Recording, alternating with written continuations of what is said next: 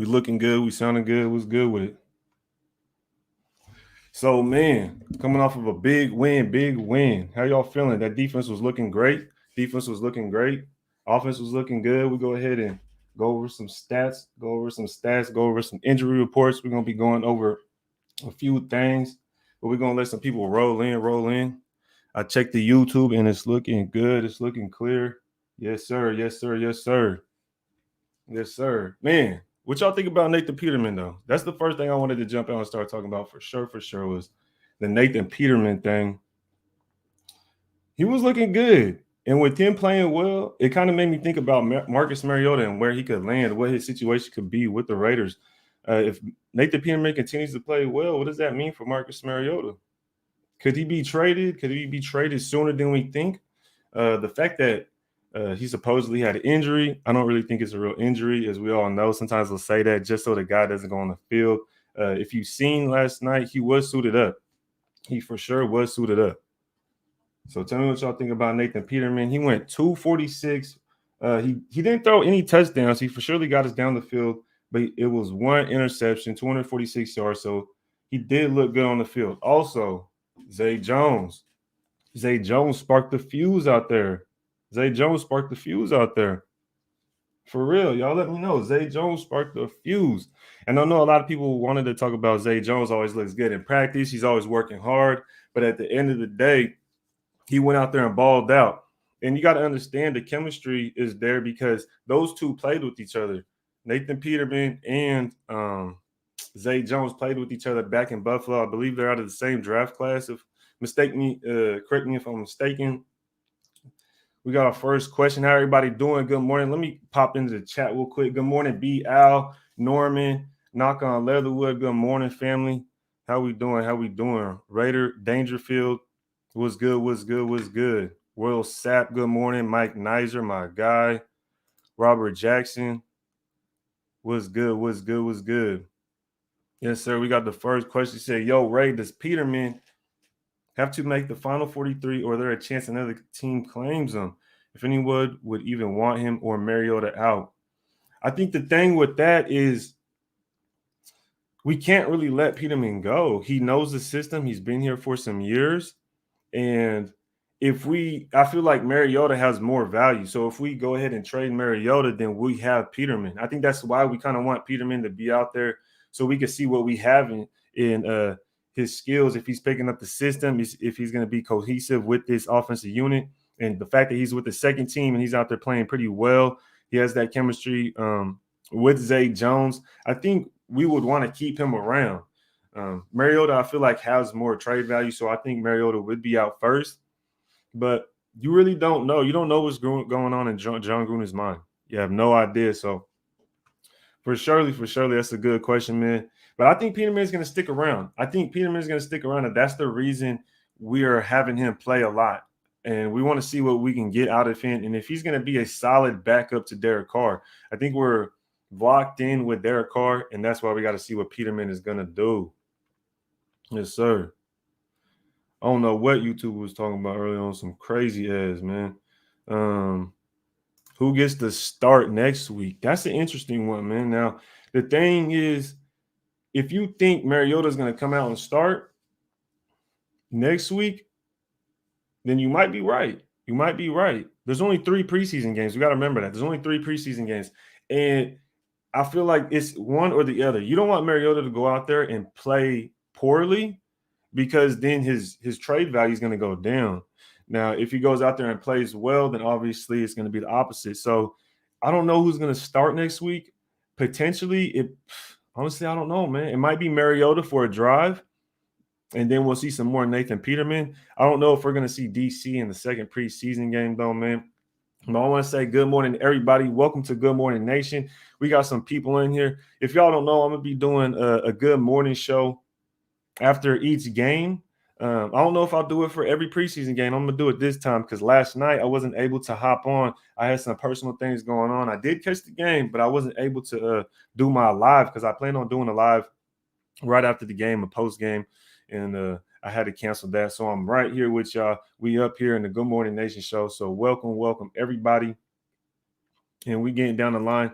Carlos What's good? Good morning, man. Neek, what is going on? Big Pern in the house. Good morning. How we doing? How we doing?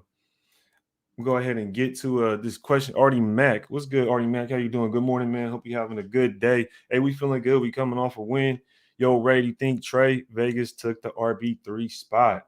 That's an interesting question because Jalen Richard is out, as we know. He's hurt, and Vegas played well last night. I know this is his nickname, but it might stick with him if he sticks around because he played pretty well last night. I was anticipating him to play well and get those snaps. Um, and he kind of proved that point. He kind of proved that point to where he could step up and play. Now, is Rashard going to be able to come back, even though we could cut him and pick up, I believe it's 3.5 or 3 mil? That would be pretty nice. That would be pretty nice if Trey Vegas could step up. We could really save some capital there, and we can have a younger guy on a cheaper contract to really fulfill that role. But we just have to see Vegas do that on a consistent basis before we just start cutting players that we know are solid plug and play guys. You know what I mean? But I don't know. It must be a sign that Jalen Richard coincidentally got hurt. You know, I don't know if you believe in coincidence, but everything happens for a reason. I like to believe that. But that's a good question, Artie Mack. I don't know about Trey Regis taking Jalen Richard's spot, but I wouldn't be mad because I like Regis. That man's a bruiser as well. What's good, Dorian? How you doing? How you doing? Good morning. Man, what do you think about Nate Hobbs' performance? Nate Hobbs was being a dog. Nate Hobbs was out there being a dog. And I feel like we all anticipated that because of all the praise he's been getting. He's been getting a lot of praise, whether that's other content creators that I know of, or whether it's just the pressures that we've seen, or the highlights from training camp and all that. I think we knew he was going to come out there. He was going to do what he can to show and prove everything everybody was saying was right. And I think he did pretty well. That sack was nice. I like the way him and Darius Philon crushed that man. Darius Philon met Nate Hobbs right there at the quarterback, and they straight crushed him. But Nate Hobbs is playing like he got a chip on his shoulder, and I like that. He's playing like a real Raider, and he's being a dog out there, being a straight dog. That's a good question, bro. That's a good question. My dude, knock on Leatherwood. What do you think about Clee playing so much? You know, I was on Raider Honcho's channel yesterday for a little pregame, and we were talking about that. And one of the interesting things that we were talking about is exactly this. If Clee ends up playing a good amount, that must mean they really want to see what he can do, right? Because we have a whole new coaching staff. And if you notice, our defense is changing a lot. Nick Wachowski looks like he's getting benched a little bit. But at the same time, if you look at the depth chart, if you look at the roster, Tanner Muse was also out there. But Tanner Muse is slotted as that number one linebacker, outside linebacker. And so it's kind of interesting. Does that mean that because Clelin Ferrell was playing so much that he is going to end up dropping down maybe to the third spot? No, I don't think so. I think he's still fighting for a position. But you could also see that Yannick and Max Crosby weren't even in the game. They didn't even suit up. So honestly, I think that, man, Clelin Ferrell is going to have to step up. He's going to have to do a few things to where he's going to really show that he deserves to play, that he deserves to stay on the team. You got to think these guys' contracts are coming up. At this point, these guys are playing for more than just sticking on the team, because even if we don't keep them, they're going to have to go to another team, and they're going to want to get the best possible deal. So Clee, he's going to have to step up. And mind you, I like Clelin Ferrell. Like I was saying on Honcho's Live, I was saying this is the guy I want to see. I wanted to see yesterday. I wanted to see him and Regis play. So I thought it was pretty interesting that he did get to play a lot, but he did play well. What do you guys think about how well Clelin Ferrell played? Do you think he did bad? He could have done better. What did you guys see from Clelin Ferrell? You know what I mean? What did y'all see? What's going on, Jesse? Salute. How we doing, dog? How we doing? I know it's early. Make sure y'all brush your teeth. Wipe the crust off your eyes. Wipe the sleepies off your face. Because we here. Raider football all day. We here. The 707. What we got? How did our defense look? What about morning? Myrick, I think you might be saying Myrick. Phylon looked good on some plays, and my boy Nate Hobbs, Raiders. Yes, sir. I think you're trying to say Myrick, and Myrick, man, Miracle's looking cool, but there wasn't too much because, to be honest, tell me if you guys remember the Seahawks ever really pushing the ball downfield to where they could really test Myrick. I feel like they didn't really test Myrick. The offense the Seahawks was running wasn't really that aggressive. They didn't really do anything. Um, and that could just be due to our defense being fast. Our defense was that much faster, but we're gonna get all to this. We're gonna get all to this. We're gonna break everything down. We're gonna talk about everything. Trust me, we're gonna talk about everything. And we're gonna start on the offense. Now, I started off talking about Nate Peterman a little bit, and I feel like we kind of brushed over that already. He played well. He did what he had to do. He didn't have any touchdowns. He threw one interception, which he got hit on. He got hit. The right tackle kind of let a guy slip through just a tad bit. So, and John Gruden was pissed off about that. But outside of all that, Nathan Peterman played well.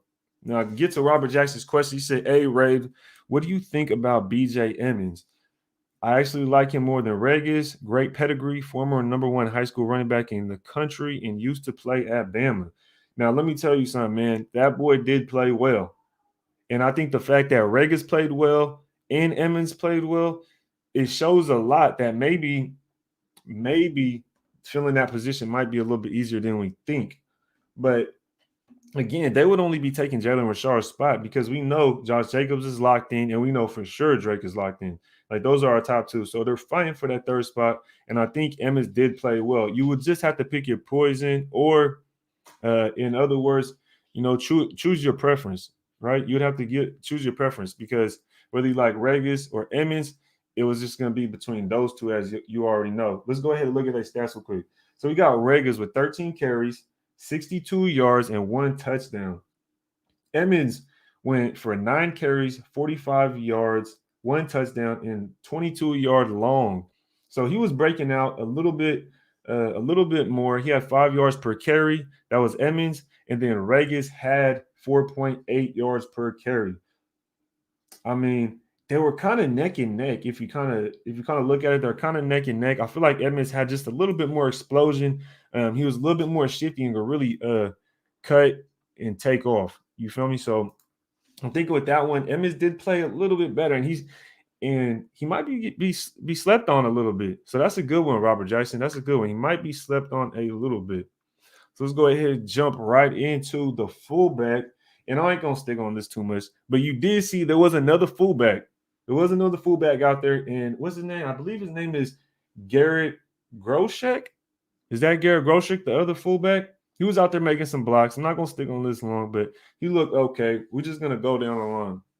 We're just gonna go down the line. He said yes, yes, Mary. Okay, the 707 said yes, Mary. So we're gonna get on that right now. Right now, we're going to stick on the offense. And my boy 707, so we could just jump back to him. He said BJ Emmons was at Alabama with Jacobs. They say Jacobs told Gruden to give him a call because he's a Raider and how he plays and practices and his hard worker. My bet is on Emmons, third running back. Yes, sir. Yes, sir. Bet is on Emmons. Hey, that's a tough one right there. And this is a good thing. It's a good thing when it's gonna be hard to make cuts because when you have Emmons or you have Regis and you're trying to choose between who, is because you don't know which one's significantly better because they both playing well, and that's a good problem. So that's for sure a good problem. That's for sure a good problem. Yes, he was. He was out there blocking like a man, and that's what he's supposed to do. That was his job. He played well, so I like to see that. I like to see that. Let's go ahead and move down and move to Zay Jones. What do y'all think about Zay Jones? Let's go ahead and talk about that, man, because he was out there. He was out there balling. I ain't even gonna lie. He was out there balling. He was beating his defender. He was beating his DB, and he was getting open and making the play he had to make. He was making the play he had to make. So when he reached for the goal line, I'm not gonna lie. When he reached for the goal line, I felt like I was having Derek Carr flashbacks because when he reached and he kind of like the ball kind of fell out and it was a fumble, I was like, don't let that be a touchback because I've seen it too many times. I know it wasn't, but it just kind of gave me that idea. It gave me them vibes. But outside of that, Zay Jones played very well. He made two very nice catches on the sideline. He even reached for the end zone. He was balling. He was playing like he had a chip on his shoulder. And I think he's trying to solidify a spot on his team, which I think he already has. He's already gained the trust of the coaches. I think he's a Gruden guy. Mayock even liked him coming out of the draft. Him and Peterman have that chemistry. They come from the same era of the draft and team when they played for the Buffalo Bills. So it's real interesting how those two already have some type of chemistry and cohesiveness for sure, for sure. Go ahead. Let me know down in the comments. Let me know down in the comments if you had to rate Zay Jones' performance from a scale of 1 to 10, 1 being terrible, 10 being very good, being the best. Let me know down in the comments what y'all rank Zay Jones. If I had to give Zay Jones a grade right now from 1 to 10 on a scale of 1 to 10, I would have gave him, man, it's hard to give somebody a 9, but I'll give him an 8. I'll give him an 8. I think he played very well. The things he could have done better is finished. I feel like the things he could have done better is finished. When he caught it on the sidelines, he could have done something to where he could have been a 10, but at the same time, an 8 is great. An 8 is a good grade. Getting a 10 is almost like out of here. So Zay Jones, man, for sure. Knock on Leatherwood. That's facts, yo. That's facts. Zay silenced the doubters last night. That's for sure. I know it was only against second stringers, whatever the case may be. I do not care. You're out there, you're balling, you're playing football, and you're doing well, doing what you have to do for our team. That's for sure. And you got to think, Zay Jones is what, maybe 4th or 5th on the roster when it comes to wide receivers. So you got Henry Ruggs, Brian Edwards, Hunter Renfrow, Willie Snead, John Brown, and Zay Jones. So Zay Jones might be jumping up into the depth chart, might be jumping a couple spots. John Brown, I seen him, I believe he got one attempt, one target, and it kind of just missed him. He did the slant. But outside of that, I didn't really see anything from John Brown. Keelan Doss played well. DJ Turner got a lot of touches. Who else? Derek Carrier got some touches. Really, Nathan Peterman was just spreading the ball around everywhere. He was just spreading the ball around everywhere. We getting a lot of 8s on Zay Jones. A lot of 8s, exactly. I agree. 8.5, 9. Mike Nizer, exactly. 8.5, 9. You could push that. You could push that for sure. You say Zay played good, but that's expected. He was a number 1 pick. No, for sure. I agree. I just think at this point, for us personally, he was a number 1 pick for us, right? We traded, I don't remember what draft picks we traded to get him, but he was like a 3rd round pick for us technically. You see what I'm saying? So I wouldn't look too deep into that, but at the same time, you're right. 100%. He was a number 1 pick for surely, man. For surely. Zay caught 3 balls but couldn't score 6 out of 10. See, I ain't mad at that. And that's kind of why I was giving him an 8. So you can't choose a 7. Okay, look, we got a 7. We got a 7 in here. This is how we do things, all right? So when we do a scale 1 to 10, you cannot choose a 7 because a 7 is people like to use 7 because it's right in between, right? So you got to use a 6 or 8 or above or a 6 or below, right? You can't choose 7. So it's either a 6 or 8. Go ahead and let me know, Captain Raider Los, or did I say that right? Captain Raider Los? I'm not even sure if I said that right. But back to Kenneth Bryant, 6 out of 10. That's tough. Hey, you grading tough, man. He caught 3 balls but didn't score. That's tough, man. That's tough. I feel like he put us in position to score, though. So to this point, I would say he put us in position to score because you have to think Nathan Peterman threw. Let me go check the stat line one more time. Nathan Peterman threw 29 of 39 and didn't throw 1 touchdown.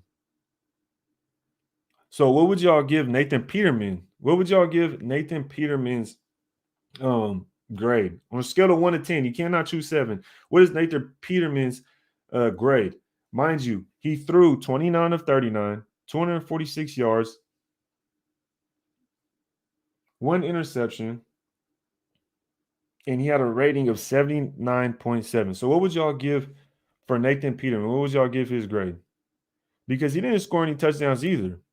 And I thought that was pretty interesting because I thought he still played well. So y'all let me know down in the comments. Y'all let me know. Let's see what we got cracking. Right here, my boy, the 707. Shout out 707. Tell me where y'all from. Tell me where y'all coming from, man. The 707. I know for surely where that at. You see Groshek highlights at Wisconsin. He is mean, boy. A good fullback for sure. I heard that. I heard that. Some people in here agreeing with you. 707. Robert Jackson agreeing with you 100%, man. 100%. So let's go ahead and move down the line a little bit. We had Zay Jones balling out, Keelan Doss. Nathan Peterman was just making contact with everybody, sharing the attempts, sharing the targets. So let's go ahead and move down because I didn't see too much from the tight ends. So let's go move to the offensive line. So that's a good point, 707. How did our center James do? How about Simpson and Leatherwood? Do you think Simpson takes starting guard position? Now, when it comes to starting guard position, I don't think Simpson takes it because I think Denzel Good is locked in and Richie Incognito. We know he's not taking Richie Incognito's spot, right? Or can we agree on that? Can we agree that Richie Incognito is not going to have his spot taken from John Simpson, right? So looking at that, it would basically be a battle between Simpson and Good. It would just be a battle between Simpson and Good. And I don't think Simpson's going to win because if that was the case, I guess we would still bring Good back. But at the same time, we would have already seen Simpson in that starting role. We would have already heard about it. So I think it's pretty locked in with our offensive line with Miller on the left, then Richie, Andre James, Good, and Leatherwood.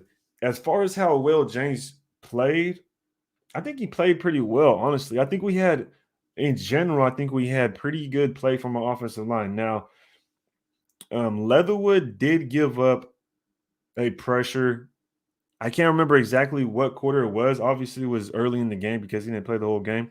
But he definitely gave up a pressure. That's when Nathan Peterman had to scramble out to his right, and then he threw a dart. And that right there was just it wasn't so much he got beat, I would say. I would say it was more of an assignment because he was looking inside to help the guard, and then a man ended up blitzing. I believe a man blitzed to the outside, and so he had to push outside and get there, or it was something along the lines like that. And he ended up trying to help on the inside. So it wasn't so much that he got beat in a one-on-one battle and he lost the hands battle or he lost his footwork or anything like that. I don't think that was the case. It was more just along the lines of he just basically was trying to help on the inside and had to push back out. My guy said, about damn time, Zay. I feel you. And that's what I'm saying. A lot of people will say that. Now, Andre James, I think he played well. What do y'all think about Andre? What do y'all think about Andre James's performance? Andre James and Leatherwood. If you had to grade the offensive line, that's what we'll do. Grade the offensive line right now, scale of 1 to 10, no sevens. Y'all know how we rock. We don't do no sevens. How did the offensive line do? How did they do, y'all? Let's go ahead and jump into some more comments. As you know, we're working down the roster to see how everybody played. We already touched on the wide receivers. We're already seeing what the quarterbacks did, offensive line. Now it's time to get to the good part, the best part, I should say, right? The defense. The defense was flying. The defense was flying around. My guy, Central Cali Bear. Yo, shout out Central Cali Bear, man. He always showing love. Our only sack of the night came from our young DB, Nate Hobbs. I know it's just preseason, but I don't like that. You know, that's a good point, man. And the fact that we're moving over to the defense, that's a good point because you got to think it's the preseason. We got guys like Clelin Ferrell out there, and they're going up against some backups, basically. We're going against some backups. Now, correct me if I'm wrong, but were Seattle Seahawks playing all backups throughout the game or not? Y'all let me know. But you're right. We should have got a sack. It shouldn't have to come from a blitz on the backside that the quarterback didn't even see. Maybe we should have got a little bit more pressure there, but I think we were getting I think we were pushing the pocket. We were making the pocket collapse. So I think on that scale, it was looking pretty good, man. So I wouldn't really dwell on it too much. Let's give it a little bit of time, but our coverage helped our D line, in my opinion. I feel like our coverage was fast. We were getting to the ball. We were swarming to the ball. And at the end of the day, our defense still looked fast. It looked pretty good, man. So let's go ahead and stick on that subject since we're already there. Nate Hobbs, we already talked about him. We know he played well. Why nobody mentioned DJ Turner? My guy caught 7 passes and looks explosive. I'm not even gonna cap. I'm not even gonna cap. I think he just needs to I think he needs to break out because he got some returns. I would like to see him do a little bit more returns. I would like him to do a little bit more with the returns, man. What do y'all think about the returns? Because I feel like the first return only went for what 15 yards, 15, 17 yards, and that was probably the longest one. So I don't know. The 7 passes, go ahead. Let's go ahead and look at DJ Turner's. Let's go ahead and look at DJ Turner's receptions real quick. 7 for 43. So Keelan Doss went 6 for 55. Zay went 3 for 57, and DJ Turner went 7 for 43. Now, the reason I think he caught 7 passes is because he was getting a lot of those screens. He was playing that Ruggs role. I feel like he was picking up on those jet sweeps, and he does look explosive. He looks speedy for sure. He's one of those kind of guys. But at the same time, I think he just needs to do a little bit more. He just needs to do a little bit more for sure. Let's see what we got. We got some A's. We got some 6. Woo! 6 on Peterman. A 6 on Peterman. We got an 8, 7. Remember, we don't do okay, we got our first super chat. Shout out my boy, man. Shout out my boy ONT6 Soldier. What's good? Good morning, Raider Nation. We are live with Rated Tape. What was the biggest takeaway from the game, homie? Keep up the amazing work. Yo, shout out ONT6 for the super chat. Always appreciate that, man. Always appreciate that. He wants to know what was the biggest takeaway from the game. The biggest takeaway from the game was the fact that we were fast on defense. That for me, that's what it is. That we were fast on defense. We were swarming to the ball. We were making good tackles, and we were keeping everything in front of us. We didn't really give up a lot of big plays. Actually, we didn't give up any big plays besides the one touchdown. And I'm gonna touch on that later. You can't really get film during the preseason, so it's gonna be kind of hard. You could get it from the broadcast, and those angles aren't really the same. But I believe on that play to where the Seahawks scored and he threw it to the running back and he ran down the line. I believe it was Malcolm Kuntz's assignment to play man coverage on the running back. And Malcolm Kuntz was the backside linebacker, if I'm not mistaken. And he just didn't run with them. Malcolm Kuntz got stuck looking in the backfield. And he kind of was just sitting there in that robber area, but he wasn't even the robber. So it was kind of interesting. You'll have to go back and watch that. You can't really get the coach's view or the coach's film on it because it's preseason. So gonna have to definitely check that one out again. But that was my biggest takeaway. The defense looked super fast. Javin White to me played very well. He played very well, man. My dude Bernie Mac says dude Leatherwood gave up a sack. I mean, it's kind of hard to say. It's kind of hard to say, man. You got to give the guy a chance. You know what I mean? You can't just throw him to the fire and start harping on him too much. You know, you got to be a little bit more optimistic. We played well. Our O-line played in general pretty good, man. See, Mike Nizer, my guy, O-line was an 8. I agree. The offensive line played pretty well. You can't just sit here and say, oh, okay, he gave up a sack. I don't really think Alex Leatherwood's going to be out there giving up a sack every single game. You know, if he does, then it's going to be pretty rough season, but I don't think it's going to be like that. Jimmy C, Brandon Parker wasn't good. No, he wasn't. When has Brandon Parker been good? This is one offensive lineman that personally I just don't think we should really keep around. I was talking to with my boy Sanjit T. If y'all already know who that is, right? So my boy Sanjit, and we agree that Brandon Parker, it's time for him to go. When did we draft this guy? And we've been waiting for him to develop for how long now, right? And he just hasn't developed into even a solid backup. We had to bring in Sam Young, and he couldn't because Brandon Parker can't step up. So that's definitely a fact, yo. Definitely a fact. Defense gets a 9 for surely. For sure. I just like the way they were fast. Everybody was fast. Everybody was playing like they knew what they were supposed to do. They were keeping everything in front of them. Whether it was Nate Hobbs, whether it was Javin White, we seen Tanner Muse out there playing well, making tackles, closing in. Darius Philon was getting in the backfield, pushing the pocket, making the pocket collapse. We had some weird hiccups, which I think was I ain't gonna lie, I think it was straight BS, especially when Carl Nassib got a penalty for I think it was roughing the passer. Y'all let me know. Did y'all see that roughing the passer by Carl Nassib? Like, how do you throw a flag? How do you throw a flag on that? But then Nathan Peterman gets hit in his face and they don't even throw a flag. It's like, man, they're just showing the blatant disregard for the Raiders. You know how it is being a Raiders fan. They always gonna throw flags against us, but never for us. You feel me? That right there is frustrating for sure. Fallon was looking pretty twitchy. Exactly, Cali. Central Cali Bear with the facts. Fallon was looking nice, yo. He was looking nice. I think he's gonna jump a few spots in the depth chart. But personally, I know McCoy just came in. I know that he's a vet. We probably won't even see him in the preseason, but I wonder if that dude McCoy is going to get playing time, because then it's just going to be, okay, Fallon's looking good. We got McCoy. We know what we got in Hankins. Ferrell's got to play inside. So those are 4 guys playing inside right there. I was just wondering how it's going to pan out. Y'all stay tuned. Y'all stay tuned. Neek, I like how Javen White showed up. He all over the place. Exactly.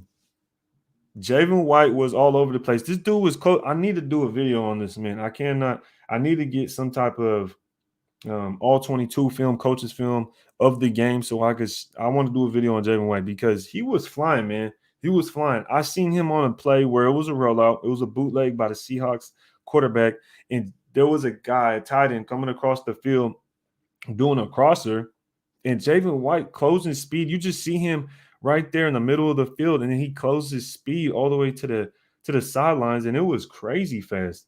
The dude's crazy fast. Him and Muse out there at the same time, those dudes are too fast. Those dudes are too fast, and I liked what we seen. And the fact that they are playing closer to the line, so they don't have to worry too much about someone getting over top, because then we have an Abram, we have a Merrick, we have we have DBs that we plan on producing to be credible safeties. So it's going to be a fun season. It's going to be a fun season. The defense is looking super fast, looking great. Neek, you for surely spinning facts, for surely. This line was 9, but the center after James, the vet, was a beast. He's better than James. Word. Yo, Kenneth, I'm not even going to lie. I'm not even going to lie. I think we played well across the line. Okay, I think a lot of people played well across the line. I would say the one person that kind of messed it up for the line is Brandon Parker. That's just the one guy I really don't like that much. Also, is his name Jared Jones Smith? I don't really like him too much either. I didn't like the way he played. But as far as our guys, like the James, the Leatherwoods, I think they played well. They played well. We got another super chat. Jesse Rodis, what is good, my dog? Appreciate the super chat. You already know what it is.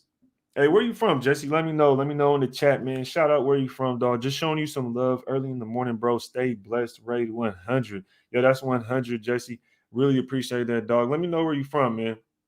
Let me know where you from and if you're going to be at any games this year. Let me know if you're going to be at any games this year. I plan on going to that LA Chargers game in the SoFi Stadium. I plan on going to that one. Who's going to that Chargers game? Who's going to that Chargers game? My guy, Robert Jackson. Kuntz adjusting to the linebacker. That's what I'm saying. I don't want to see Kuntz. Personally, I don't feel like I really want to see Kuntz at linebacker, though, chasing running backs and everything like that. If we're going to bring him in, maybe drop back into like a curl flat or just some type of zone to the flats. But chasing a running back across the field, I don't know, man, especially when you're playing that backside linebacker and you're going to go across the field to chase that running back. It's kind of tough, especially when he's just a stand-up pass rusher, basically what he was in college, a stand-up pass rusher. He didn't even really have his hand in the dirt in college. So, I don't know, man. We'll see about that. But Kuntz, I did like what I seen when he did. If you watch him, he has that long arm. He has the long arm. He has that move. That move is still there. He has that instilled in him. So, and it was working. I seen him fly through a couple times to where he was almost getting to the quarterback, but they were running so many screen plays, so many quick just throws that they didn't really get a chance. Really didn't get a chance at all. Yep, for surely. That was definitely a weak call, man. Typical BS from the refs. You already know how it is to be a Raiders fan. You got to deal with the refs. You got to deal with the rest. It's us against the world. That's how I be feeling, man. That's how I be feeling. May Spitfire. Yo, I ain't see Spitfire in a minute. Shout out Spitfire. Yo, Peter Goat on his way to an MVP. Shoot, man. I hope so. Then we can trade him for some first round picks or something. What we got going on? My guy Robert Jackson back with another. Jevin White plays safety and corner in college. Yes, he did. Amazing athlete who can help us this year. He's for sure a Gus Bradley type of guy. For sure. He's for sure a Gus Bradley type of guy. Let's go ahead and look at Jevin White's stats real quick. Let's go ahead and throw the stat line out there. My guy had 6 total tackles. He had 5 solos. So that means he basically he got 1 assist, 5 total tackles, 5 solo tackles. Jevin White was all over the field. He was. I seen Keyshawn Nixon playing well. Nate Hobbs played well. You know who played well that's kind of a sleeper, I feel like? Was Bleedy Ray Wilson. Bleedy Ray Wilson was out there and he was playing decent. So I just want to see what we do for these next 2 weeks before we really solidify anything, because you really don't know 100%, right? You really don't know 100% for sure, because that Seahawks offense was looking terrible. So we got a game next week. We are Raiders football, y'all. Can y'all believe it's Raiders football already? Let's go. We'll be at Austin Martinez. Who else going to be at SoFi? We'll be at SoFi. Yes, sir. When we play the Chargers, that game going to be crazy. Ain't that Monday Night Football? I think Kuntz is going to be standing up a lot like Melvin Ingram with the Chargers. Yes, sir. I think the same thing. And I feel like Malcolm Kuntz should be doing that stand-ups, kind of how Yannick Ngakoue should be. Because think about it. Would you have Yannick Ngakoue chasing down a running back? I'm just asking the question, right? Do you think you would have Yannick chasing down a running back, especially coming from the backside? So that's just kind of what I think is kind of interesting on how we're going to play him. The roughing the passer penalty on Nassib was a joke. Exactly, and that's what I'm saying. It was a joke. We got my guy. Did Carl Joseph play? I believe Carl Joseph did not play. I do not think he played. I do not see him on here at all. So I don't think he played. I'm going to have to go back and see. But I don't think Carl Joseph played. Y'all let me know. Welcome. And if y'all just getting in, make sure y'all hit that like button on the way in. Hit that subscribe button if y'all new. You know what I mean? I don't really go live too often. Like I said, I was going to go live last night, but I had some things pop up. I was going to do a post-game show. I was even going to go live during the game, but like I said, I had some things pop up. I got the little kiddos, some things going on, so I couldn't. So I had to pop in this morning. And if y'all don't know, I'm for sure going to be doing lives after the game, the day after the game. Okay, so the day after the game, we'll be doing a live show called Good Morning Nation. So we're going to get it on. We're going to get it popping, man. It's still early. Wipe the sleep out your eyes. But yeah, overall, let me know what y'all think of the Raiders game yesterday. Just overall, offense, defense, the total score, the gameplay, the plays called. Let me know what y'all think overall, because I'm going to touch on this one last subject. Man. What was up with the red zone offense? What's up with the red zone offense? That's probably my biggest concern. What's y'all number one concern right now? Let me know that in the comments. What's y'all number one concern after watching last night's game? We've touched on a lot of players. We figured out, okay, we like this, we like that. But what was y'all main concern after watching last night's game? My main concern is the red zone, y'all. I do not understand why we get down to the red zone and we have trouble scoring. We have to literally always punch it in with force. We can never just throw the ball and then score, right? There's always some type of trouble. Nathan Peterman tried to jump over a pile and almost fumbled. I do not want to see Nathan Peterman doing that again. I don't know what he was doing. I don't know if that was a sneak, if he was trying to jump over the pile, but that was not a good play by Nathan Peterman. So let me know What was y'all number one concern that you'll take away from this game that we think we need to improve on, that we need to improve on before the season hits? I'm gonna say red zone, y'all. I'm going to say red zone. My boy Ben Bad, what is good? What is good? Appreciate the super chat. How we doing, dog? It's early in the morning. It's early in the morning. Do you think refs will flag Nassib for coming out? Now, now is that a serious question, or are you like actually saying like are they discriminating? That's why they threw that flag. Um, over con over considering last year, these were our backups. I'm hyped on what I see. Okay, I thought that was a continuation. Now back to the super chat. I mean, if you messing with me, man, I don't know, man, but I don't think so. I don't think that's what it is. I think that was just being soft. I think that was just being soft, honestly. And the fact that we're the Raiders, they're just gonna throw flags just because we're the Raiders. Y'all know how they do. They're just gonna throw a flag because we're the Raiders. Like, oh, it looked like something, so we're gonna throw a flag against them. You see Nathan Peterman get hit in his face, and they didn't even throw a flag, and it's right in front of the ref. Like the dude Nathan Peterman gets hit in his face, and the ref doesn't throw a flag. But I don't know that right there was goofy. The refs are goofy for that, for sure, for sure. My guy Jesse Rodas said, I'm going to be at the Raiders versus 49ers preseason game. I'm going to SoFi Monday night. Yes, sir. See, that's why I had to ask. So I'm gonna probably be seeing some of y'all there. If y'all gonna be at SoFi, y'all probably gonna be seeing me there. Y'all probably gonna be seeing me there because that right there is gonna be the game to go to. It's gonna be lit. I already know Monday Night Football. I'm there for surely. It was a good way to start the season. Tito, man, shout out to you, man. You already know that's big facts. You want to start out strong. You want to start out strong, especially when we're only having our backups out there. We didn't have Yannick. We didn't have Max Crosby, Hankins. We didn't have McCoy out there, Jefferson. I mean, Morrow didn't play. Littleton didn't play. So it played. I mean, we did pretty well. It was a preseason game, but we did pretty well. I liked what we seen. I liked it.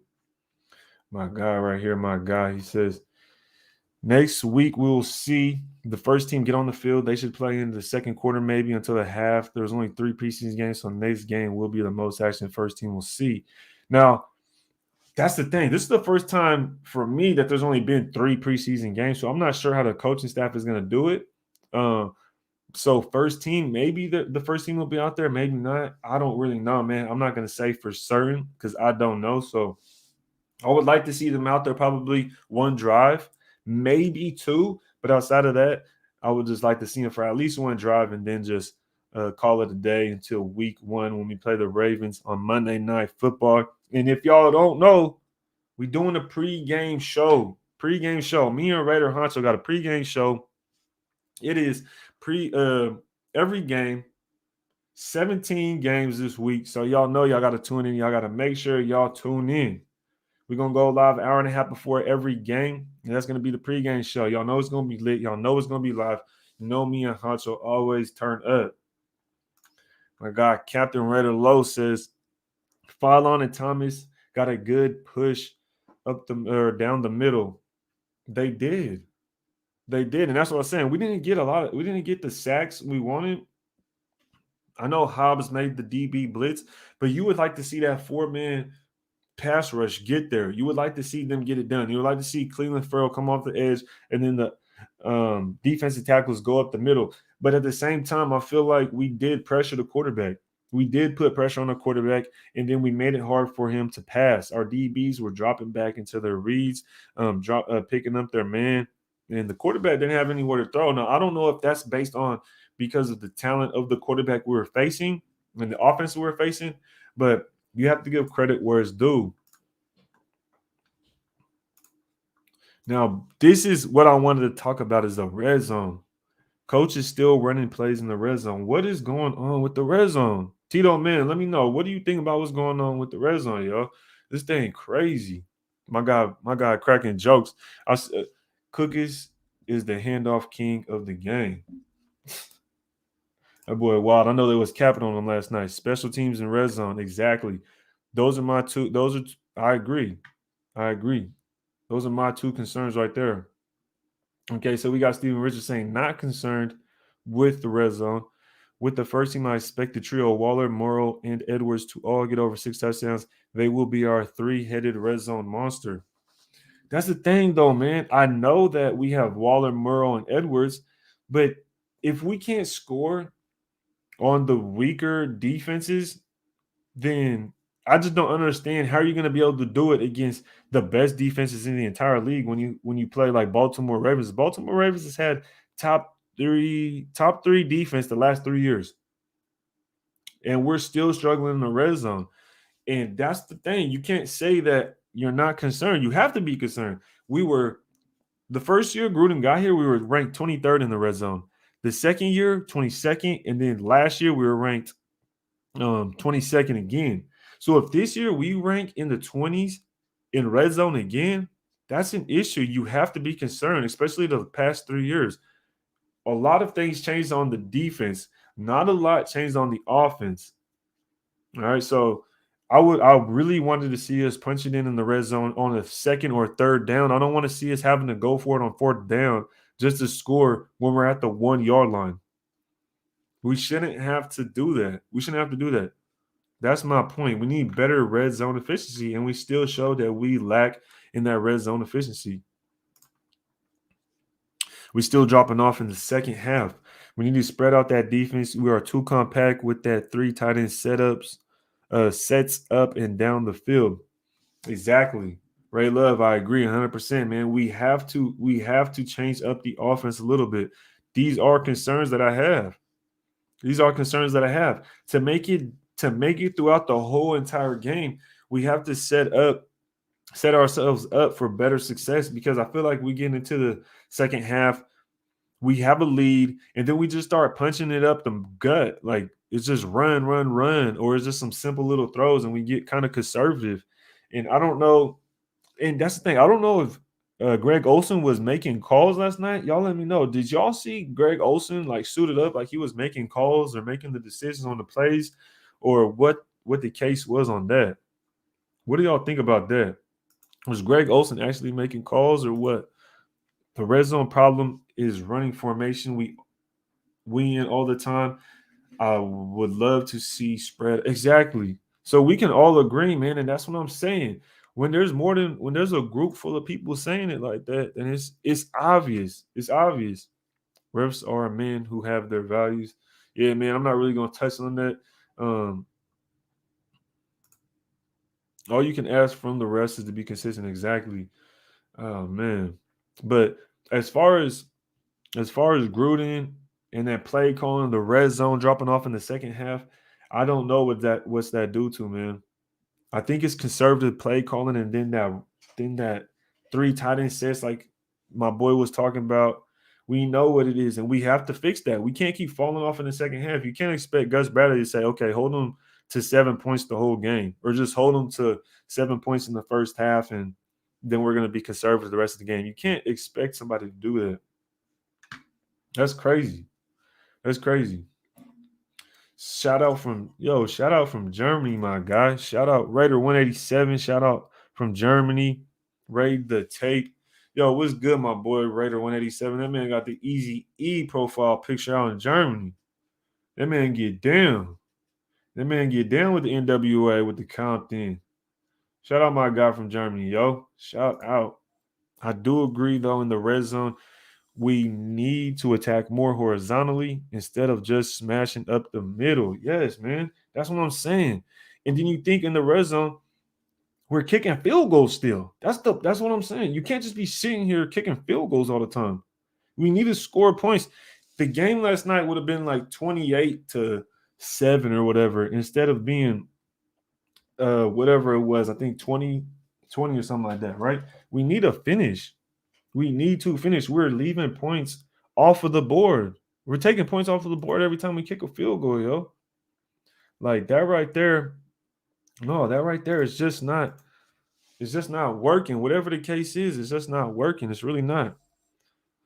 Bro, it's nothing new. They always hate on the Raiders. Yes. Yes, man. They always hate on the Raiders. But I think Gruden just has to get creative. He has to do something different. I seen he did run it was a quarterback run. Nathan Peterman ended up running it, but do that in the red zone. Like, why not do that in the red zone? I just don't understand where the disconnect is when we get to the red zone with John Gruden doing it. Does Greg Olsen need to step up and make a play call? Does Greg Olsen need to tell Gruden something? I need to figure out what's going on with that situation because, man, it is getting tough in the red zone for us. I'm tired of those field goals. I'm tired of it.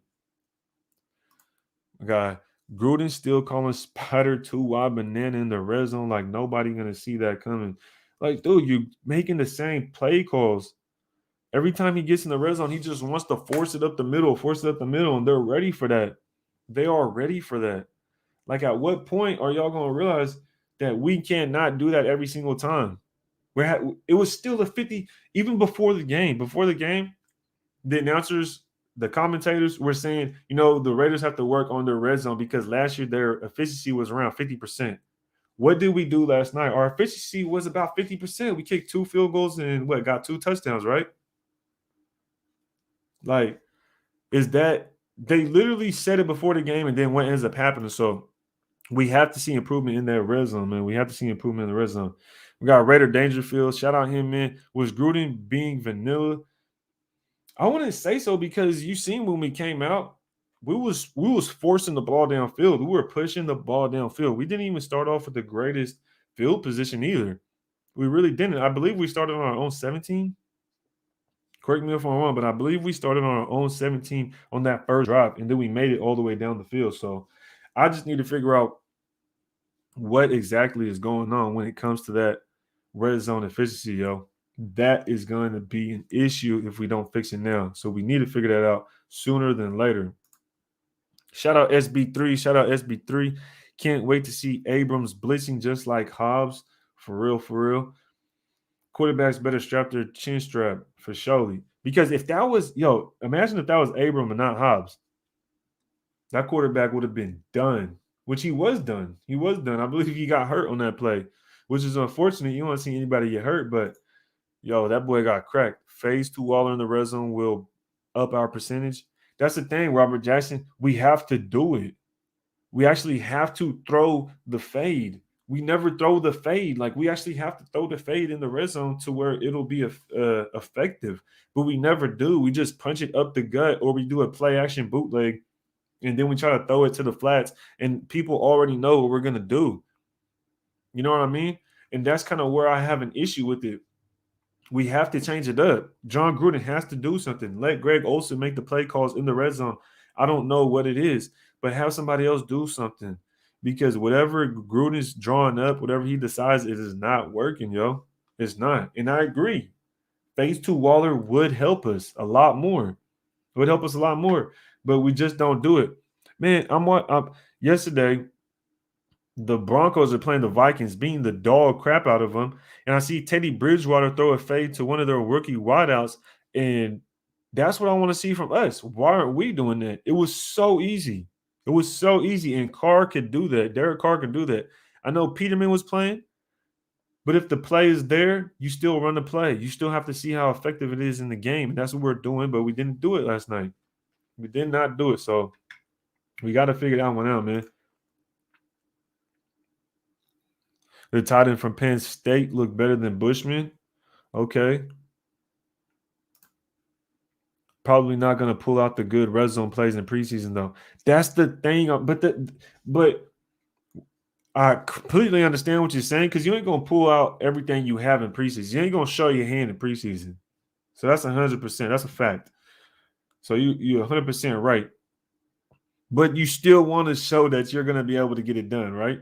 Like, I feel like you shouldn't have to say, oh, I'm going to save these good red zone plays for the regular season, because it sounds like you have limited plays. Like, you only have so many plays that you can get the job done, and that's not a good thing. You should be able to do what you need to do and get the ball in the end zone. And we just haven't shown or proved that we can do that, right? So that's just something personally I for sure want to see our team do. Be more consistent in the red zone. Las Vegas Raiders DJ faded to Edwards in the TD. Fade to Edwards for a TD. Is what you're trying to say, or in the end zone? And that's what I'm saying. I completely agree with all of that. I completely agree that we need to throw fades to Edwards, to Waller. We need to throw jump balls to these guys, right? These are the guys that will get it done, but we don't do it. And that's all I'm saying. We don't do that. We need to see it. We need to see more consistent red zone play. We just have to see more consistent red zone play. Then we'll take that next step. I feel like we'll take that next step. If we get consistent in the red zone, we will take that next step. We kind of touched on this a little bit earlier. Raider 187. Regis played very well. Rashard cut. We kind of touched on that. Short answer is potentially yes. If you're hurt, we don't lose any money if we cut you. We just get a lot more money back. Potentially, he's gonna get cut if Regis keeps it up. He might get cut, but it's like someone else brought up, B.J. Emmons. He played well too. So you really have to look and take this preseason into consideration and let all the games play out and then figure it out, because we could wait a little bit. We could wait a little bit and hold on to Rashard, but like I said, he's hurt. Yep, Hobbs destroyed that boy. That was ugly. Kevin Lurker, what's good with it, man? Morning Ray, what rookie most impressed you in the game? What rookie? Good question. What rookie? I would have to go. Man, I guess I would have to go with Hobbs. If you specifically say which rookie, y'all let me know down in the comments which rookie mostly impressed you guys in the preseason. But if I had to say, I would have to say Hobbs. If I had to choose one rookie, because on the defense, there wasn't too many rookies playing, I feel like. Yes, you had Mirig out there. But he really didn't get a lot of looks his way because the Seahawks weren't pressing it. Then you had Hobbs playing corner. That was a rookie. Arnett's not a rookie. Ferrell's not a rookie. Nassib, the D tackles that were in. Muse, Javin, White, all those guys. None of those guys are rookies. So really, you can only pick Hobbs, I would say. So I would say Hobbs did the best out of all of them. He got a sack. He played well in coverage. He looked like he was playing with a chip on his shoulder. So no, Das isn't a rookie, man. We've had Doss. Yo, how long have we had Doss from now? Probably this is third year. This Doss is third year, fourth year. We've had Doss, man. We've had Doss. Freshly Fontaine, what is good, man? What is good, right? What up? What is good with Freshie, man? What's good with Freshie? Shout out Freshie, yo. We got some people saying Leatherwood. Got some people saying Hobbs, Regis. Regis is a good pick, good choice. If you have to choose an offense and a defense, that's a good choice, Hobbs and Regis. I really want to be mad if someone said Edmonds, though. If you say Edmonds over Regis, who do y'all think had a better game, Edmonds or Regis? Who do y'all think had a better game, Edmonds or Regis? Let me go read the stat line on Edmonds, and then I'll do Regis, because I said it earlier, but check it out. Trey Regis, 13 carries, 62 yards, 1 touchdown. Edmonds, 9 carries, 45 yards, and 1 touchdown. Y'all let me know. Edmonds had 5 yards per carry with a 22-yard long, and then Regis had a 4.8-yard average with a 9-yard long. When he just looked based off the stats, Edmonds looked like he kind of played a better game. I'm not going to lie. 22-yard long run. He had a touchdown. He only had 9 carries, but for 45 yards. Averages 5 yards a carry. It looks like he played better, but just by watching the game, I would have to say Regis. I like the way he looked. I like the way he was patient in the backfield, but I feel like they were both patient. I like the way they both looked. So it's kind of hard. But I'm getting a lot of Regis. Yeah, Doss, third year. Said 4 years, 3 years. You feel me? 3 years. So I got one dude saying Edmonds. A lot of Vegas. Trey Vegas. It was RAF. Yep, Trey Vegas. Yeah, man. Regis taking over the chat. Tough call. Exactly. It's a tough call because they both played well.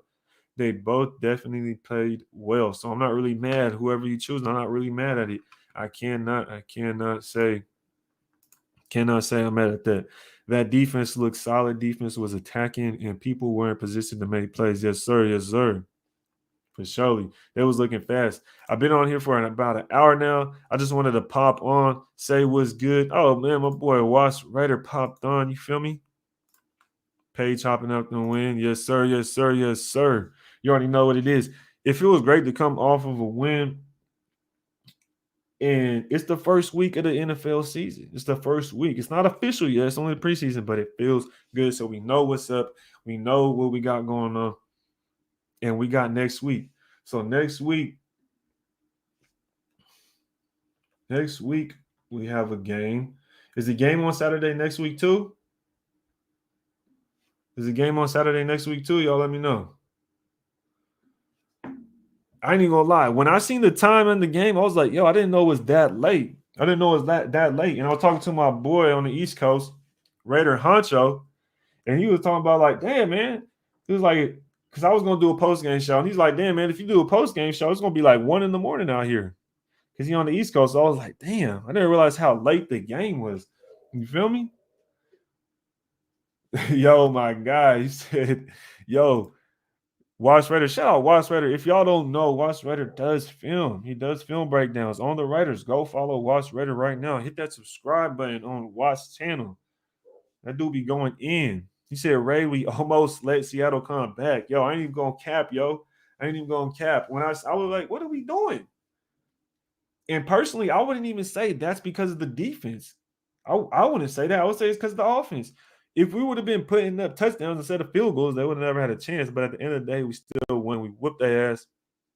But, they did almost jump back. They did almost jump back on us, which was the most, yo, which was the most. So let's see what we got cracking, man. August 21st, Saturday against the LA Rams, 7 p.m. is our next preseason game. What do y'all think about this game coming up, y'all? Yes, sir. Yes, sir. Appreciate that. Appreciate that, man. Appreciate that. Saturday, 9:30. Yo, where you at, BL? Yo, BL, where are you at? Where it's at 9:30. What time zone is that? Was that like mountain or something? Hour and a half difference. I'm on the West Coast. If y'all know, I'm on the West Coast. So out here, it says it's at 7 o'clock. But where you at to where it says it's at 9:30? That's a strange time. That's a strange time. All 3 on Saturday. Yes, sir. Yes, sir. Yes, sir. We started to lead up, then we kicked it back in and finished this time. Yes, sir. And that's the thing. That's the thing. We have to stay consistent throughout the whole game, right? Because it's like bro was saying earlier, we kind of led up. We kind of led up towards the end. You feel me? We kind of led up towards the end. The second half fall off. The red zone wasn't being as consistent. We had to go for it on one of the touchdowns we got. We had to go for it and take that risk. And I don't want to see that. I don't want to see that. Gruden got conservative in the third quarter. Exactly, Watts. Exactly. I think he got conservative in the second half in general. In just general. I don't really want to see that. You know what I mean? But like I said, I've been on here for an hour. Let's go ahead and do a little recap real quick. So we had 246 yards from Nathan Peterman, 1 interception, 29 out of 39. A lot of people gave him a grade about 6 or an 8. A 6 or an 8, you feel me? Which wasn't too bad. Trey Regis and Edmonds really battling it out to see if they could steal that third running back spot. In our system, it's important to have that third running back spot. You feel me? So they're really battling out right now. Zay Jones looked great. We already touched on that. Zay Jones looked great. Keelan Doss has 6 receptions. Y'all realize Keelan Doss has 6 receptions for 55 yards. That's pretty nice. He has 6 targets as well, so he got it locked in. 100% efficiency. Same thing, 100% efficiency from Zay Jones. DJ Turner, 7 receptions, 43 yards. Now, the thing with DJ Turner, as we talked about, he had a lot of short passes, man. We did. Daryl Dworick, what is good, my guy? What up, Ray? What is up, Daryl? That boy got the California picture, man. California picture as a profile pic. So we know we got Cali in the house. My guy, Peterman did good for Peterman did good for Peterman. For surely. For surely he looked pretty good, but he didn't even throw a single touchdown. But he did throw a pick. So you can't just look at the stats. If you actually looked at the game, Peterman did play well. He got hit when he threw the pick. He got hit, so it looked kind of strange. But at the end of the day, he did play well. So that's why you can't always just look at the stat lines. You feel me? But next week will be a big one. Just worry about Ron Donald against the Rams. Now, will he play? I'm not sure if he'll play. I'm not sure if he'll play.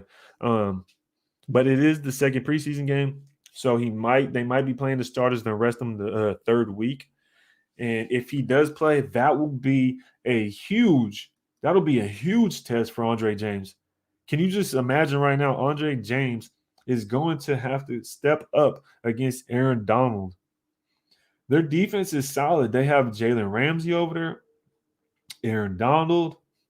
They have Floyd. They still have Floyd, I believe, on the edge. But I believe he plays on the right side, if I'm not mistaken, or he goes back and forth. So Alex Leatherwood could get some good work in against some potential big time pass rushers. Our offensive line will be tested. Our wide receivers will be tested because that Rams defense, y'all know that Rams defense is solid. It's solid. So that is going to be a great test. As far as their offense, though, their offense is straight. Their offense is straight. They can get it done, and it'll also be a good test for our defense, especially because we're so young on the defensive side. And I think they'll actually test it down the field, right? So we might be able to see Merrick in action finally. Finally, get to see Merrick in action because last night they did not test him at all. They didn't even try to push it downfield. So I thought that was pretty interesting. Joe McCoy going to get some snaps preseason. We're kind of touching on that earlier, man. I'm not 100% sure. Port City Raider. What is Port City, man? What is Port City? Is that Portland? Don't start bashing me or nothing like that. But is it Portland? You feel me? I'm not 100% sure. Hard cuts. That's a good thing. Better cruiser. That's a good thing. We touched on that. That's a good thing, man. That is for sure a good thing.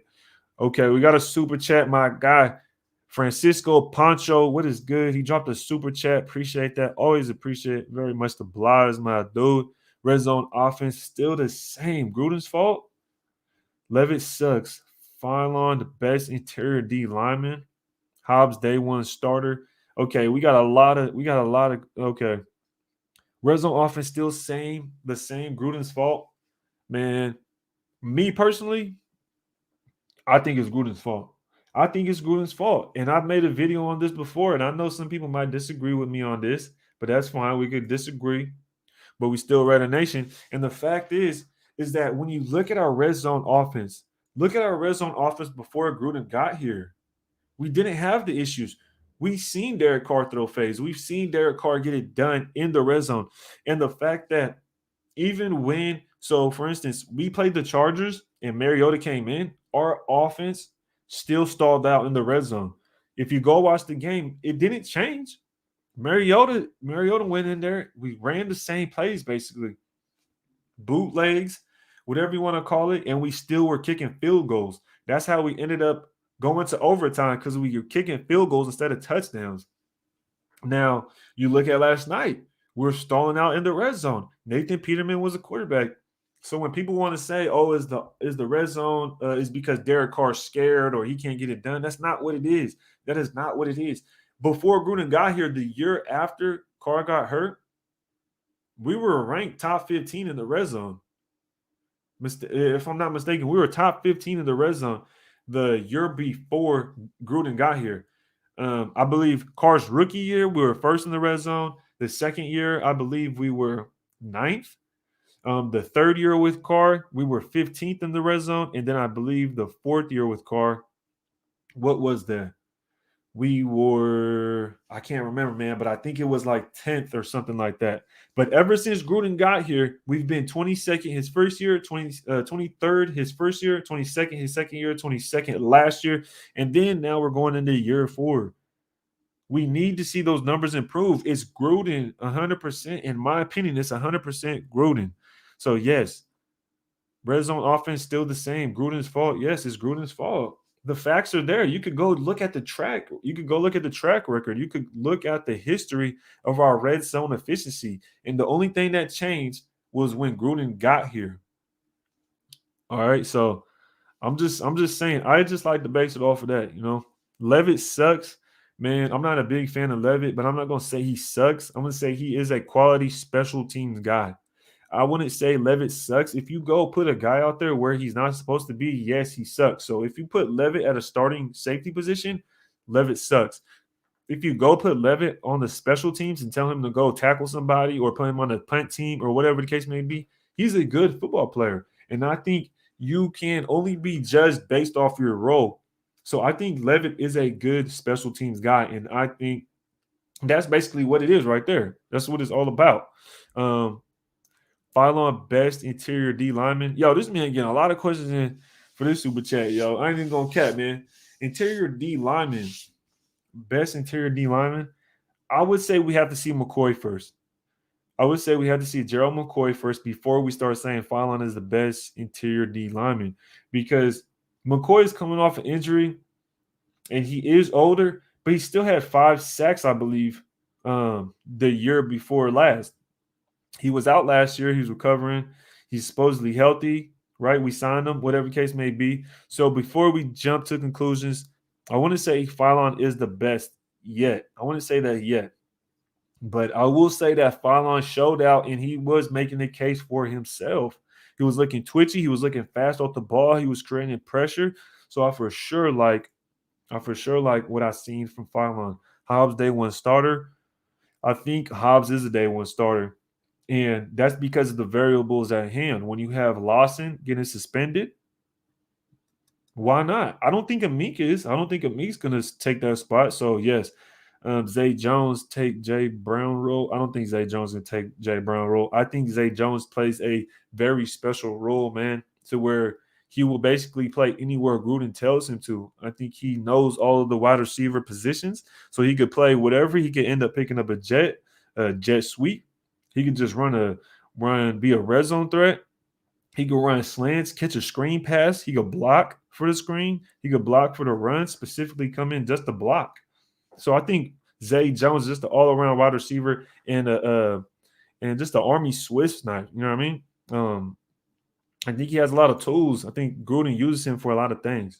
So, man, appreciate the super chat, man. You really got I ain't gonna cap, bro. You really got your super chat on that one for sure, for sure. So Mariota was hurt. There's the thing. I don't think Mariota was actually hurt, right? If you look, he was still suited up. And I think he was suited up just in case something strange happened.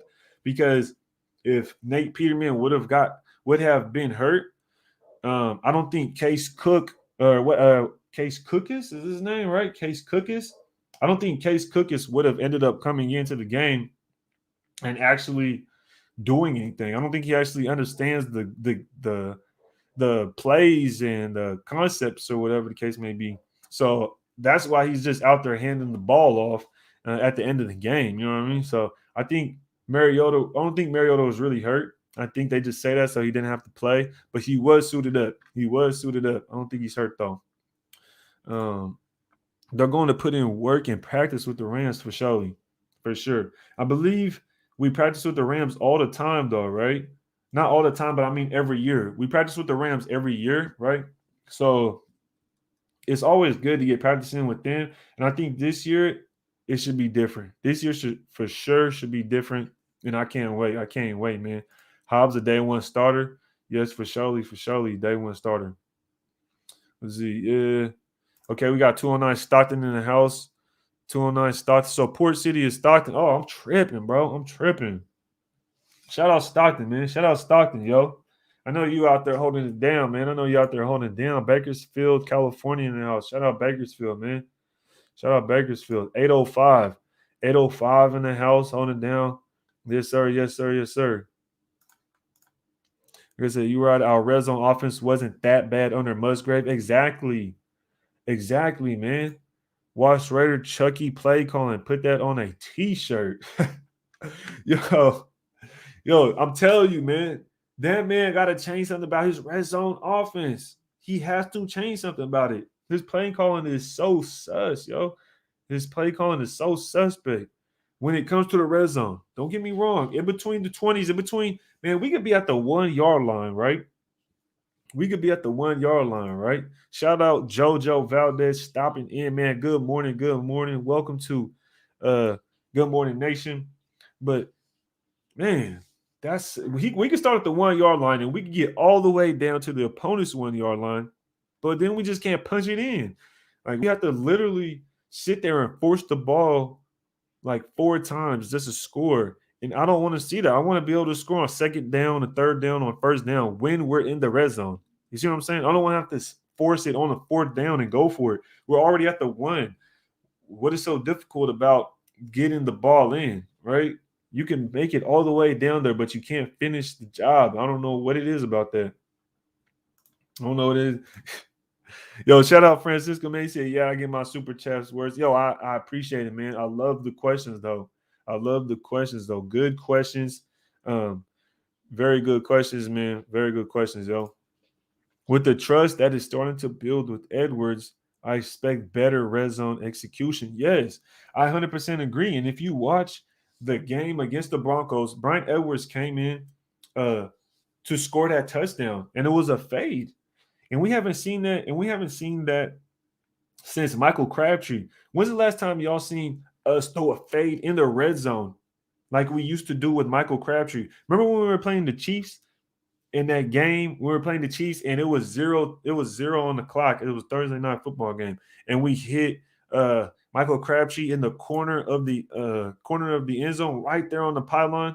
Y'all remember that when we had Michael Crabtree? Why don't we do stuff like that? You feel me? Why don't we do things to where we could get one-on-ones with the receiver and Carr trust the receiver and can get the ball where he needs to? It would be that simple. We have Waller that could do it. We have Brian Edwards that could do it. Damn, make Ruggs do it. Ruggs is a first-round draft pick. Make Ruggs do it. Make him do a trail route in a man coverage situation to where he can beat his guy with his speed or something. But we have to figure out the red zone thing. If you don't think we have red zone issues, go ahead and let me know down in the comments why you don't think we have red zone issues. Because I do. I personally do, man. Oh my God, Sesh Media popped up. What is good? What is good? Sorry I'm late. No, I'll never be sorry, man. Just appreciate you showing up. Have you addressed how terrible number 26 was? How terrible number 26 was? Number 26. Who's number 26, man?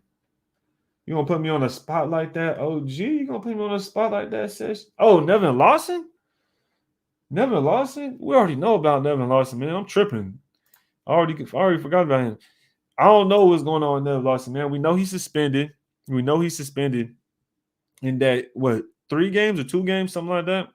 So Nate Hobbs, look, I think Nate Hobbs just takes his spot. With the way Nate Hobbs is playing, if he keeps it up, especially against the Rams or against some starting caliber teams in the preseason, yeah, for sure. For sure, he's going to come in and do some things. It's the type of plays and when he calls them. You don't put 3 tight ends on the field and then run between the guard and center. Use the tight end slot. Use something outside. That's why you put 3 out there. You know, if I could send this message to Gruden, Kenneth, I would do it right now, my dude. I would do it right now. Watch with another good point. Gruden doesn't throw the football down the field enough. He throws sideline passes and runs single back sets. He does use a fullback, but sometimes he doesn't use one when he should.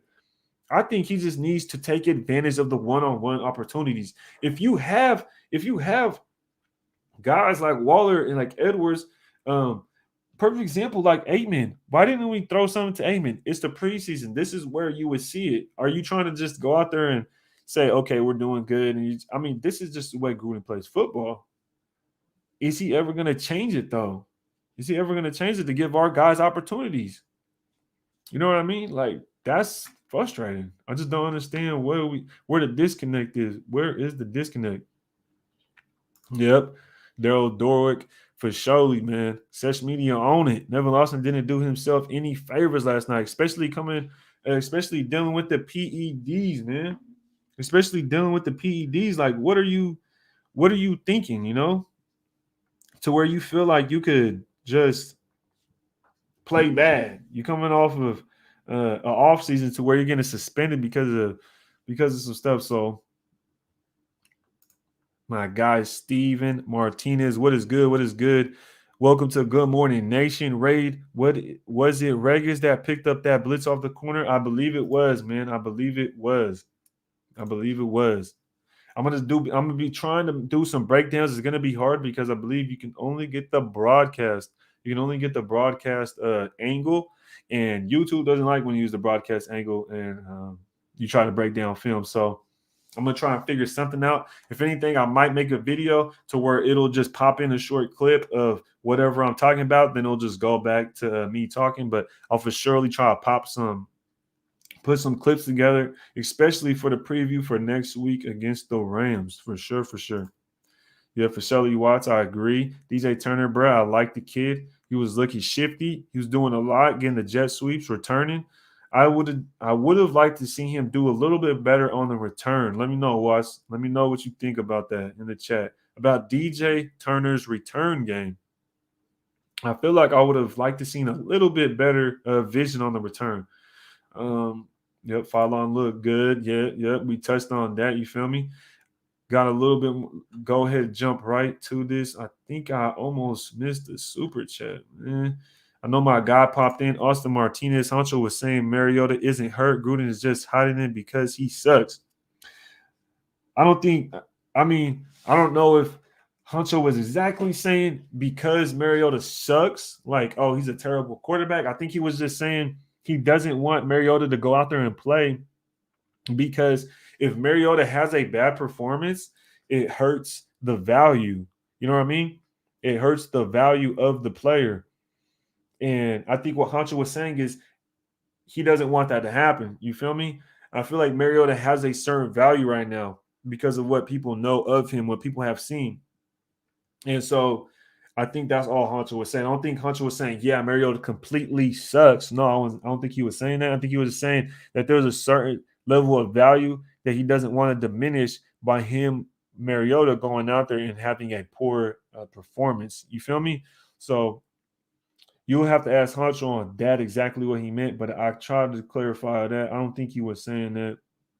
I don't think he was saying that. 415 Daily City in the house. All of Northern Cali in the house, I feel like, man. Shout out Northern Cali. Shout out everybody all across the country, man. I know Raider 187. Shout out Germany. So y'all keep it locked in. Raid, you don't gotta convince me. I know I don't gotta convince you, boss. I know for surely. I know for surely. I know for surely. Yo, let's hop to this super chat. My guy Francisco Pancho getting his money worth. You know how he does. Should Gruden get outside help for it? Yes. Good point, man. Francisco, good point, man. And I'm telling y'all, this is why. Did anybody see Greg Olsen making play calls or anything like that? Or was he just, what was that? What was it with Greg Olsen? Was Greg Olsen making any play calls or any decisions or anything? He looked like he was suited and booted, like he was going to do something, fancy. That's a good point. He needs to figure it out, though. I don't know if he needs to lean on Greg Olsen to where he can make red zone decisions. I don't know if there's some type of disconnect or if Derek Carr needs to step up and say, hey, we need to do this in the red zone. You know what I mean? Because, Derek Carr is always the type of guy that's going to say, I just do exactly what coach tells me to do. I feel like we hear that all the time. I'm going to do exactly what coach tells me to do. So at the end of the day, man, I for surely think he needs some outside help. Call Musgraves or Del Rio for advice. Hell no, he ain't calling neither of them.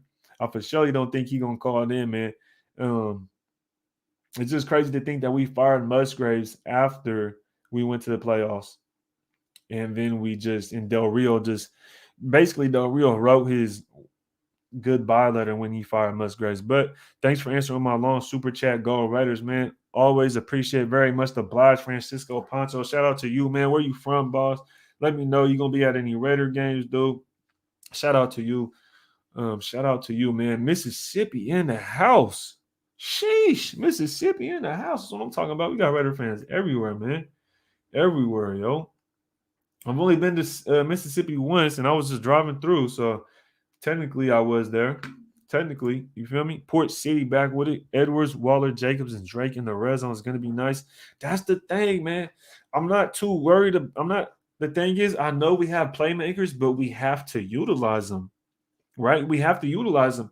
Would you guys like to see Edwards catch some fades? We would actually have to throw the fade. But the problem is, we're always lining up like we're going to just sit there and pound the rock up the gut. And that right there is just somewhat, it's just frustrating because it don't make sense. It doesn't make sense. We have Waller all of last year. Why didn't we do anything? You see what I'm saying? We had Waller last year. We had Jacobs last year. We had Edwards last year. The only person that we didn't have last year was Drake. I know Edwards was hurt, but that's no excuse for saying, hey, can we get the job done with Waller? Can we make some plays to where Waller is a red zone threat? You see what I'm saying? Just not going down the field. I mean, even Morrow was healthy last year. Morrow was healthy, and he still wasn't. You really can't say he was a red zone threat. So, what's going to change this year? We have the players, but what's going to change this year when it comes to the execution of the play and the actual play call? Y'all let me know. Y'all let me know what's going to actually change. I know we have the players, but what's going to change in the play calls? It's the play calls, yo. It's the play calls. Gruden doesn't run phase. Exactly. You can have these red zone threats, but what's the point of having a red zone threat if you don't throw the fade? That's the whole point of having a red zone threat. You could just throw it in the back corner of the end zone and he's going to get it. If we had got Devontae Adams, if we traded for him or whatever the case may be, how are you going to get Devontae Adams the ball? Are you going to run a play that's not a fade to him? You see what I'm saying? It doesn't make sense. That's what I'm saying. It doesn't make sense. So Gruden doesn't run fades in the end zone. I don't get it. I do not get that. I was not understanding that. For surely. See, Raid is still sleepy, my guy. Why you saying I'm still sleepy, dog? Why you saying I'm still sleepy? What? Oh, we got okay. I'm way behind on the comments. Yo, shout out Docs. I know he was live. I know we ended up going live at the same time. I've been trying that, and reason is because, like I said, I had to cancel my joints last night, man. I had some things going on, so I'm like, I gotta pop on for the nation, and I don't really go live that often. You feel me? I'll be on someone else's live more than I am on my own channel. So I'm like, man, I have to go live. I have to do something for the nation. I have to put some content out. I have to talk to y'all because I need somebody to talk to too when it comes to this writer stuff, man. Y'all be helping me out. Y'all be helping me get these thoughts out of my mind. You know, people agreeing with me if I'm right or I'm wrong. Y'all be helping me learn, telling me things I didn't see, teaching me things I don't know. So that's why I always got to pop in. That's why I always got to talk to the nation so y'all could teach me some stuff. You feel me?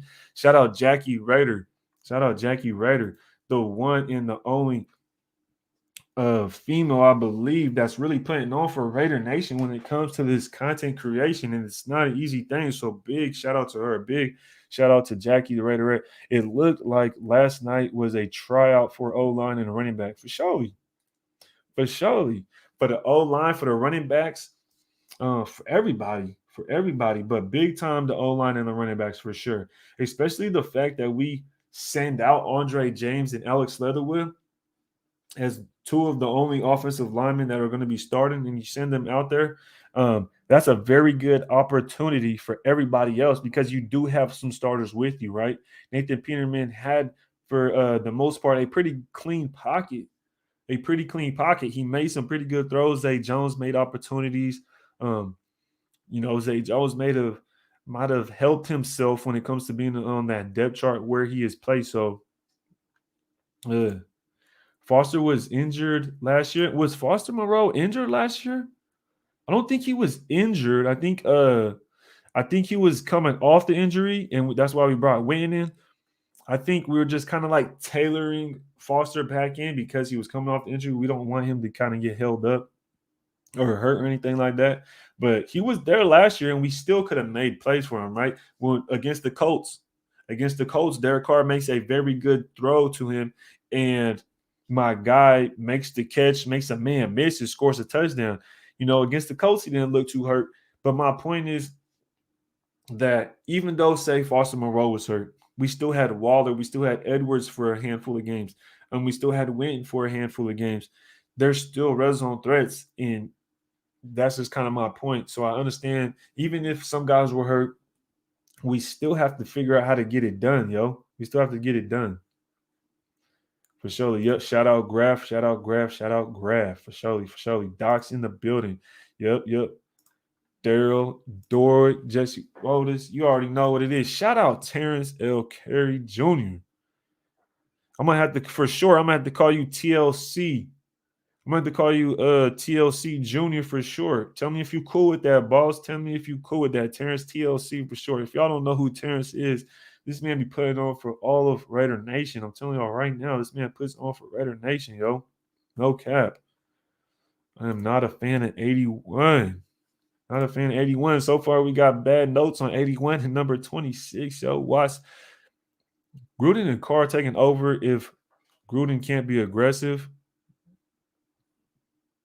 Gruden and Carr taking over, probably have to double back. Maybe Carr takes over. Carr need to take over. I don't know. Gru X Gus equals design red zone plays. Yep. You feel me?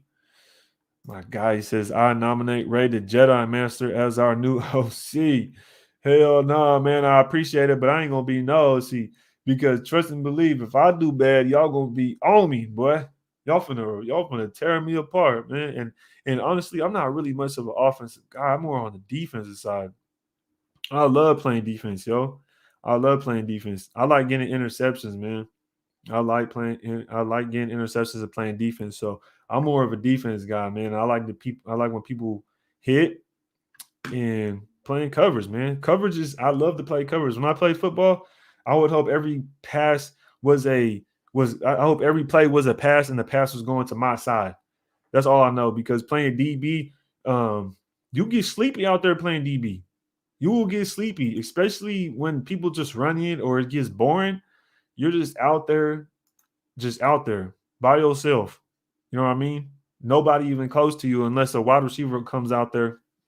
And if the wide receiver doesn't come out there and you got the short side or you got the wide side of the field and you have the strong side, oh man, you know the ball's getting around your way.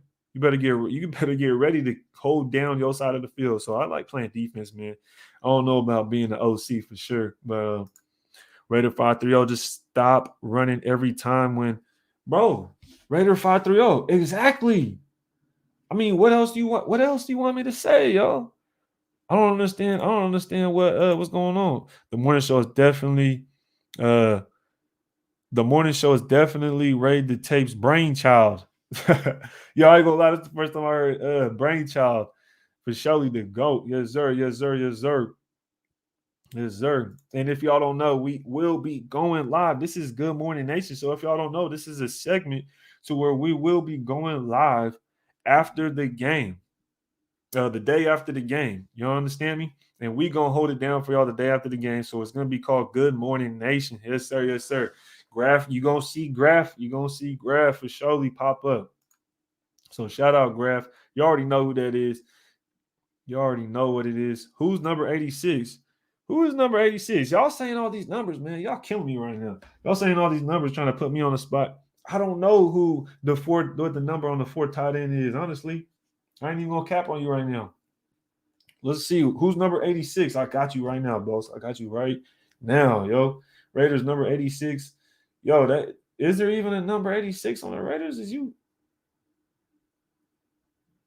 there? Yo, I don't know. You're gonna have to check that one for me. Who's the 86? I don't even see. They don't even pop up in Google, yo. I don't even pop up in Google. Gary Green. Yo, Gary Green looked like he had closing speed. Raid, y'all. Okay, here we got Raid. Y'all can't blame Gruden for everything wrong with our red zone offense. Okay, Ant-Man, what would you say our problem is in the red zone? If Derek Carr is not in the game and we still have troubles in the red zone. So Mariota's in the game, we have troubles in the red zone. Nathan Peterman's in the game, we have trouble in the red zone. So why can't you blame Gruden? Why can't you blame Gruden for the red zone issues? Who else thinks you can't blame Gruden for the red zone issues? I think you can, man. I think you can, like for surely. Stoner was 16, Carrier is 85. No, they asked 86. Said there is no 86 exactly. That's why I was like, yo, who's 86, yo? Who's 86, yo? Who's 86? I caught me off guard for surely. Foster got hurt 2019. Exactly, Jackie. He had a pretty bad injury, but he was coming off that injury. So maybe they just wanted to tailor him back in. That's why they brought Jason Witten in so he could tailor that injury while coming back into a starting position, but also be under Jason Witten's wing because Jason Witten, as we know, is a Hall of Fame tight end. That's a Hall of Fame tight end without a doubt. Without a doubt, for surely. Salute Agent Red. Salute Agent Red. You already know what it is. Agent Red is in the building. That's the guy right there. That's the guy right there. Salute at my bro Ray. Game was lit last night. Good ish. Good ish for surely, man. You already know what it is. We coming off of victory. Man, I've been live for about an hour and a half, hour and 35 minutes right now. I'm about to pop off. I'm about to hop off right now. But just to let y'all know, we got some things going on the worst this season. Y'all stay tuned this season. It's gonna be lit. It's gonna be lit. Y'all let me know if this is a good time also, because Good Morning Nation is a segment that I'm gonna be popping up the day after the game in the morning time. When y'all waking up, taking the kids to school, when y'all waking up, getting ready for work, brushing y'all teeth, wiping the crust off your eyes, washing the sleep off your face, whatever you want to call it. Tell me if it's a good time. If I should be popping up at what 8 Pacific, 9 Pacific, a little bit better, give y'all some time to sleep in. What y'all think? Let me know down in the comments. My guy being crazy, yo. Ain't no damn way. Ain't no damn way he's 86. You know he's big fofo bulldog. You tweaking, boy. Come on now, you tweaking. My guy Jay Oaks waking and baking. Do your thing, player. Do your thing. But Good Morning Nation is a segment we will be holding down the nation in the morning time. We'll be holding down nation in the morning time. My guy Raider 530 says 9 Pacific. 530. I know the 530. I used to live in Yuba City, dog. I used to live in Yuba City. So shout out 530. He said 9. You know what I mean? Today I did it at 8. Got a few of y'all pulled up. Had some people pulled up. Y'all came through. Y'all came through for sure. You got 8:30. Getting some ideas. And don't forget, pregame. We're doing the pregame show. Me and Raider Honcho, Raider and Honch pregame show, live show. We doing it an hour and a half before every regular season game. That's 17 pregame live shows for y'all. So y'all got to make sure y'all tuned in. Make sure y'all subscribe to Raider Honcho's page. We're going to be on his page. We're going to be on my page. Make sure y'all subscribe to Raider Honcho's page. Make sure y'all subscribe to Watts Raiders and also Docs. His page is called Docs ENT, I believe. He goes by Graphic Raider. Y'all know who it is. Y'all got to make sure y'all subscribe because I be on their pages too. So you always got to show love. You always got to show love. We got 8:30. We got 9. Yes, sir. So I'm going to be doing this. I'm going to be popping up. Y'all let me know if y'all want to see some more of this because I like doing this stuff, man. This is fun.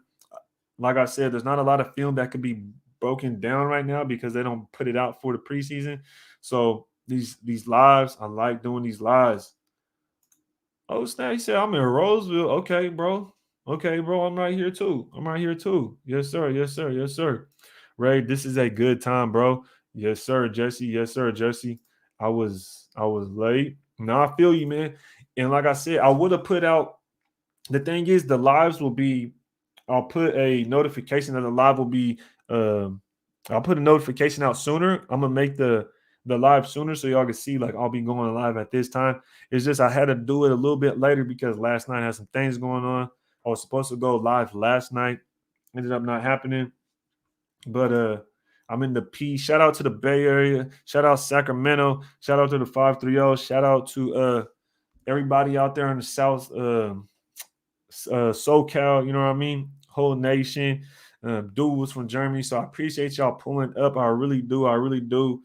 Get to a couple last comments, then I'm out, y'all. Steve Martinez, thank you, Ray, for putting that work in for us. God bless. Keep that fire coming. Yes, sir. Yes, sir. Shout out Agent Red. Red, you always on point with it, brother. This is a good time. I was just last to the party.